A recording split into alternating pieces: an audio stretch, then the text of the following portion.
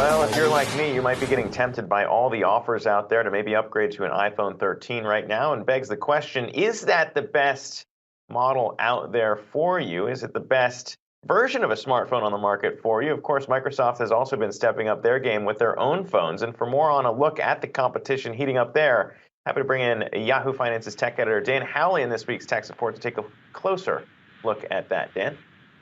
That's right. Microsoft, believe it or not, has their own smartphones, although it's a smartphone in the sense that you shouldn't call it a smartphone, at least according to Microsoft. It's in the form of the Surface Duo 2. It's the second generation of the Surface Duo, and I just kind of want to give you a quick rundown of it. As you can see, it's got two screens. We're looking at Yahoo Finance here on one, and then we've got Squid Game on the other.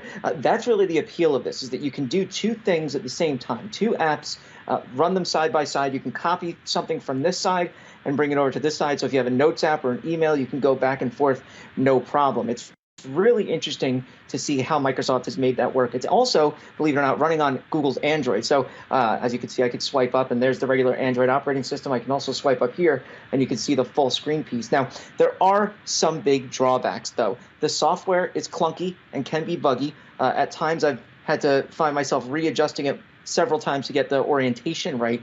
Not all apps work across the screen. So for instance, if you want to watch something like a Squid Game and you want to have it on a larger screen, since this is a 8.5-inch display, you actually end up with this crease in the middle. So you can't actually see anything that you really want across both screens very well. I think the other thing is that the camera is lacking very much so. In the prior generation of this, they had a single camera. Now they have a three-camera setup, similar to what you would find on other high-end phones. But compared to the iPhone 13 or the Samsung Galaxy Z Fold 3, it just doesn't hold up. Everything looks darker. As you can see here, the images aren't as vibrant. They don't really pop as much as you would expect from a high-end smartphone. And also, as Zach points out, gigantic. I mean, fitting this in your pocket is not really very doable. So overall, I would say that it's an interesting design. It's an interesting device. I like where Microsoft is going. It really is nice to be able to use this. In fact, I was using it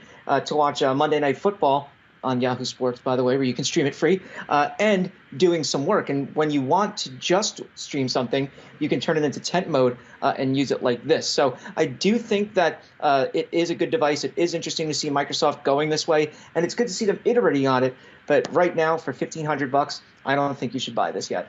Yeah, those things are huge. And also the folding thing, I just never got. It seems like something that we did the last decade. I'm just having flashbacks to everything else that used to fold. But Dan Howley, bringing us the latest there on the tech front. Appreciate that.